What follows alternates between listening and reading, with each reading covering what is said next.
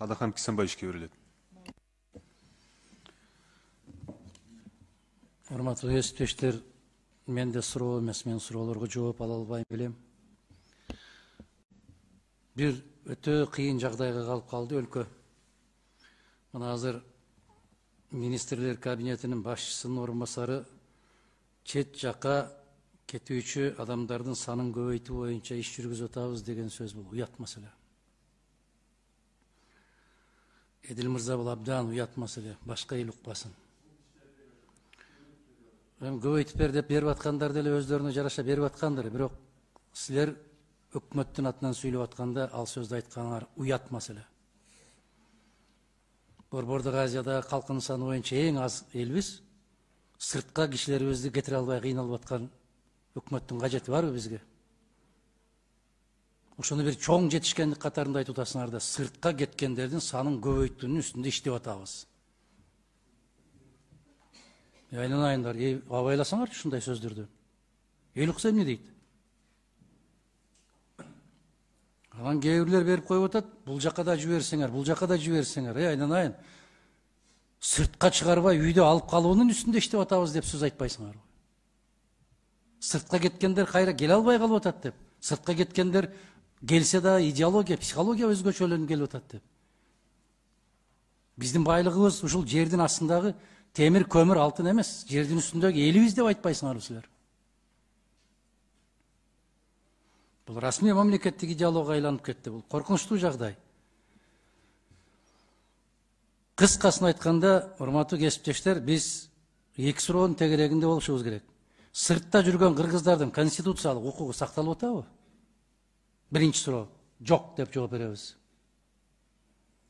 Экинчи суроо, кыргыз жараны дүйнөнүн кай жеринде жүрсө, кыргыз бийлиги алардын укугун коргоого милдеттүү деп жазылып турат конституциябызда. Ошол милдетти аткарып атабы бүгүн бийлик? Жок деп жооп беришибиз керек. Бүттү да. Эки суроо, эки жооп.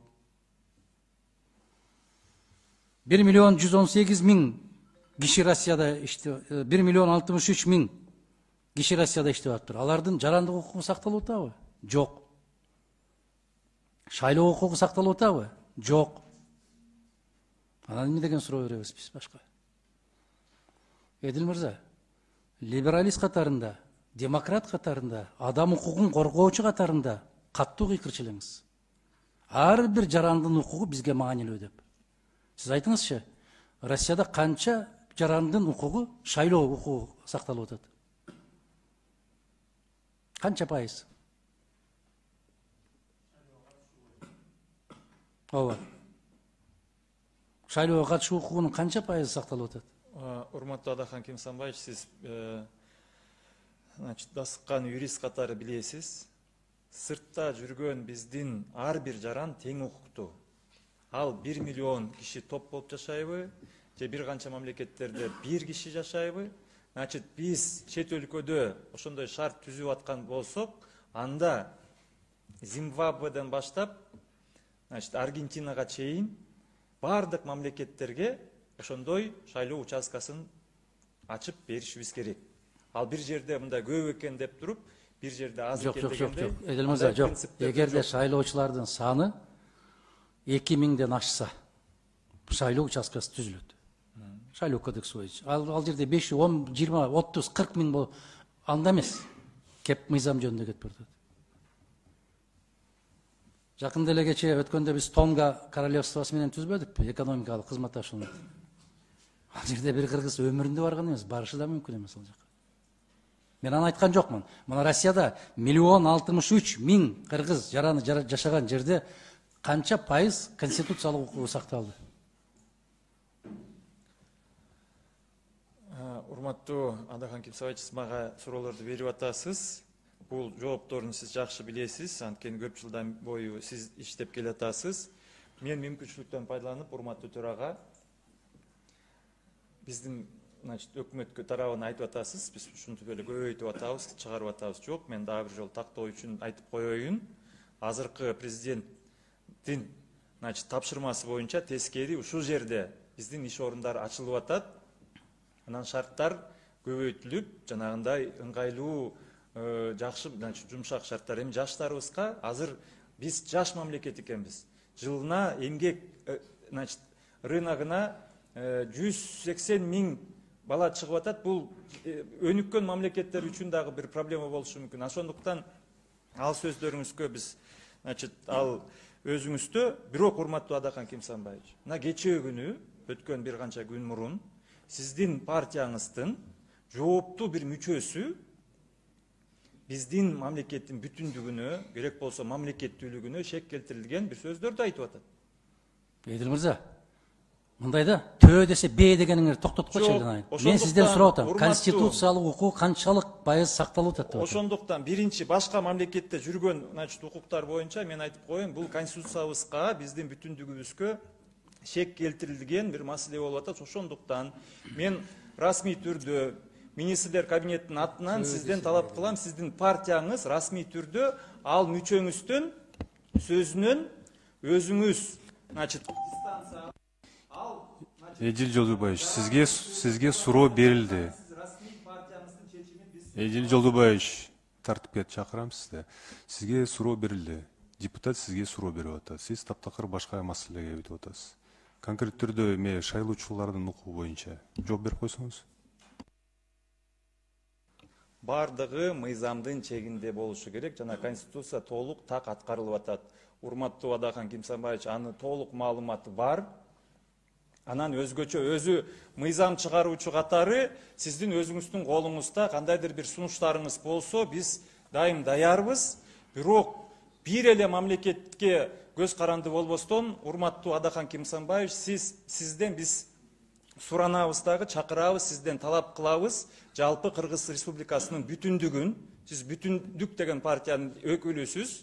Ошондуктан биздин бүтүндүгүбүзгө, эгемендүүлүгүбүзгө, суверендүүлүгүбүзгө, көз карандысыбызга шек келтирүүнү токтотуңуз. Эдил Жолдубаевич, сиз конституция сыйлап атасызбы? Бул башка бийликтин бултагы. Сиз азыр көзөмөл функцияны алкаганда өкмөттүн өкүлү катары сиз бияка келип баяндама жасашыңыз керек, маалымат берип коюшуңуз керек. Бул эмне деген? Сиз башка вообще маселеге өтүп атасыз. Сизге депутат азыр суроо берип атат. Сиз жооп беретинде маалымат берип коесузбу? Анан кийин уже башка жерге чыгып ошол жакта сүйлөшсөңөр болот. Туурабы? Канча пайыз кыргыз жаранын конституциялык укугу сакталып атат? Урматтуу Адахан Кимсанбаевич, биз азыр Кыргыз Республикасы жөнүндө сүйлөшүп атабызбы, же сиз кайсы мамлекет жөнүндө сүйлөп атасыз? Шүлө бирдеме анын бул өзү. Мен кыргызча жооп. Эмедечи 7 миң адам катышыптыр да, 28 ноябрда Россия Федерациясы боюнча. 59 миң шайлоо укугуна ээ. Калган 100 миңдегендер эмнеге катышпай калды деген суроону берип атат. Мен жалпак канча берейин сизге? Жооп берип коюңчу, түшүнүп калсаңыз. Калгандар эмнеге катышпай калды? Каттоого турган шайлоочу шайлоого катышат. А ким каттайт аны? Шайлоо комиссиялары каттайт. Кантип каттайт? Ошол шайлоочу кайрылса ошону каттайт да. Кайрылып катталбай аткандарды эмне кылыш керек? Ал шайлоочунун эрки. Урматтуу Адахан Кимсанбаевич, сиз билесиз, биздин Кыргызстаныбызда, мына Бишкегибизде, Ошубузда канча пайыз адам шайлоого катышып атат. Бул тилекке каршы ошондо көрүнүш. Кайран. Адахан Кимсанбаевич, биякта Борбордук шайлоо комиссиясынын өкүлү бар. Ал жооп берип койсун. Нурлан Чукоевич. Борбордук шайлоо комиссиясынын төрайымынын орун басары Кочкеев Нурлан Чукоевич. Урматтуу Адахан Кимсанбаевич, сиздин сурооңузга мен эле жооп берип коеюн. Бүгүнкү күнү туура белгилеп кеттиңер. Ошол шайлоо боюнча өзүнчө бир көйгөйлөр болуп атат да. Өзүңүз баарыңыздар эле билгендей, акыркы шайлоо көрсөттү. Шайлоочулардын катышкан саны абдан төмөн пайызга түшүп кетти да. Өзгөчө чет өлкөлүк катышкан шайлоочулар боюнча айта турган болсок, биз акыркы жылы 21-жылы дагы 10 участокты ачкан болчук. Чет өлкөлөрдө, Россиядагы жалпысынан алганда бардык шайлоо участкалары 59 түшкөн. Шайлоочулар катталган шайлоочулардын саны 84.128 адам түшкөн болчу, бирок шайлоого келип катышкан адамдардын саны болгону гана 9825 адам болду. Мындайча айтканда 11068. Кыскача айтканда мындай. Урматтуу Чыңгыз Азаматович, биздин бийлик сыртта жүргөндөрдү мүмкүн болушунча шайлоого катыштырбаганга бардык аракетти жасайт. Бул арам ой. Биз билебиз анын түбүнөн. Экинчиси, кайран берген суроо деп айтып атпаймынбы? Мына ал Ички иштер министрлигинин орун басары болуп турат. Бизде жанагы документтерин жоготуп жиберген кыргыз жарандары аябай чоң азапка түшкөн да.